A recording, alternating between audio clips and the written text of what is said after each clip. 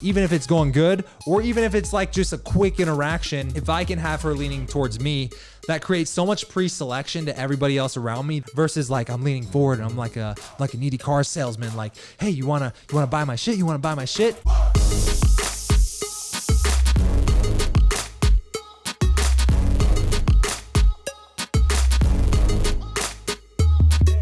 Let's say you and a girl are talking and you guys are relating back and forth. Maybe you guys have been bantering.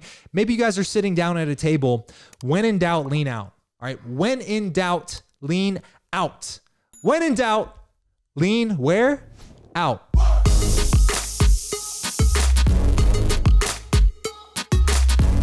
Do the lean back. Right? And so the one example I see of this is just if you guys are sitting back or you guys are talking to each other and you're sitting across from her at the table, just lean back into your seat. What I've noticed is when people tell stories or they're talking to someone, it almost gives off the vibe that you're way more at ease with yourself and you're more comfortable in your own skin, which is obviously an attractive trait to have if you're leaning back while you're talking, right? Sometimes it is valuable to lean forward because it almost like draws more attention to your eyes, especially if you're holding that eye contact, which makes the point of your message way more charismatic. But I would say that's more of an advanced thing that comes the more comfortable you get in conversation. But when in doubt, lean out. How should I be sitting right now? When in doubt, lean out. Should I be leaning towards her? Should I be holding her? When in doubt, lean out, right? And more often than not, what you'll find is when you lean back, she's going to lean into you, the more attracted to you she becomes, and the more you're able to create that sexual tension in the conversation. And why is that so advantageous?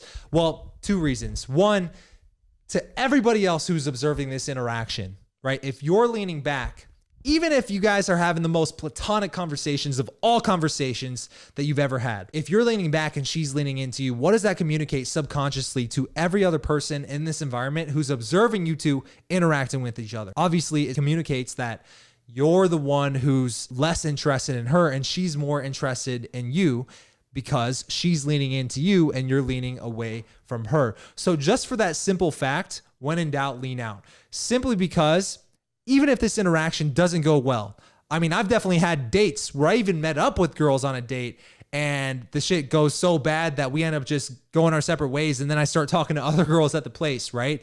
But I've also had interactions where I just approach a girl and it's the same type of thing where even if it's going good, or even if it's like just a quick interaction, if I can have her leaning towards me, that creates so much pre-selection to everybody else around me that it makes the next approach I do or the next person I talk to, or even if a girl's walking by and I want to bring her into the conversation, it makes it way more natural because I'm leaning back.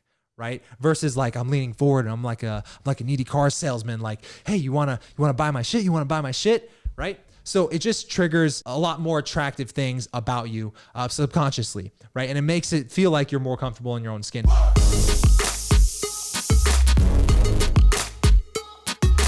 Leading and pacing. I talked about this a little bit and I hinted at it a little bit. A lot of guys think who has the stronger frame conversationally in this interaction, who's chasing who. If I disqualify her and then she starts qualifying to me, yeah, that's a sign that she's chasing me conversationally, right? The other one that a lot of guys forget about, but I would argue it's just as important, if not more important, which is who's leading and pacing the interaction non-verbally, right? And so the most common example is like, if I have my arms and I'm like leaning back like this and I'm like talking to her, right? And this is just an example because it's like such a drastic thing that everybody can see, right? If I put my arm back like this, what you'll notice is the moment she starts to feel more connected with you and she feels like, you know, she's more attracted to you in the moment, there's more sexual tension.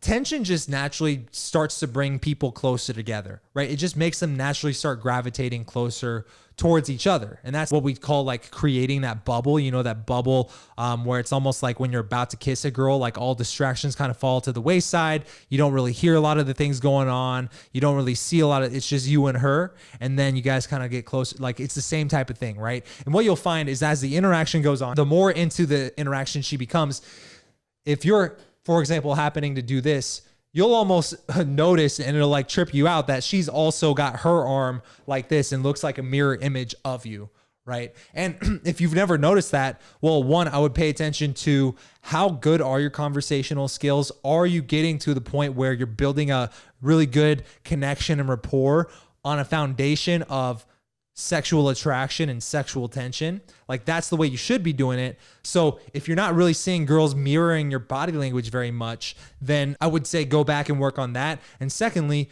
work on your ability to create that know, like, and trust factor with a girl to where she's feeling way more committed to you and connected to you in the moment. Another common example is like exactly what we talked about before, leaning back and leaning forward. If I'm leaning back for a very long time, because we said when in doubt, lean out. If I've been leaning back for too long, then it can almost show too much disinterest, or just non-verbally, it kind of gets boring, right? Because there's what we're talking about, which is like surface level, but then there's what's going on non-verbally between us, right? And if all you do is lean back into your chair the whole night, it kind of starts to run a little bit stale, and maybe you've noticed this in your interactions. So just for the sake of switching it up, if I'm leaning back and talking, and I notice that she's actually leaned back in her seat, then I can almost assume that she's leaning back because she's subconsciously mirroring my body language, which this happens naturally, right? It's not like a psychological trick. Like this is if you study human behavior, two people who are in rapport with each other more often than not are mirroring each other's body language, right? And so here's what I do. And this is what helps solidify the frame that I'm the one leading this interaction. And especially when we're talking non-verbally, is if I'm leaning back and then she starts leaning back, maybe a few minutes later, if she says something interesting, I'll lean forward just for the sake of leaning forward so I can seem more intrigued into the conversation. And then what you'll notice is maybe like within 2 seconds after you lean forward, if your rapport is very strong with her, then she's actually going to like immediately follow your body language. Or even if she takes 10 seconds or 30 seconds, it's still having the effect that you're the one who's leading and pacing this interaction non-verbally, right? And so imagine if I'm making all these little mini commitments, right? I'm doing this throughout a 3-hour conversation or a 3-hour interaction with her. If it's a date night or you approach her and it just happens to be going that well, imagine doing this 20, 30 times over the course of those 3 hours or more, and she follows your lead every single time. These are like little things that make it way easier for you to lead this thing back to your place or to her place where the bang bang can occur, right? Where good things can happen behind closed doors. And we call that phase of seduction isolation, right? You got to isolate her because obviously she's not going to bang you in the middle of public, right? More often than not. I would say 99.999% of the time, she's going to want to be behind closed doors. Working on your ability to lead non-verbally is only going to make the interaction run a lot smoother.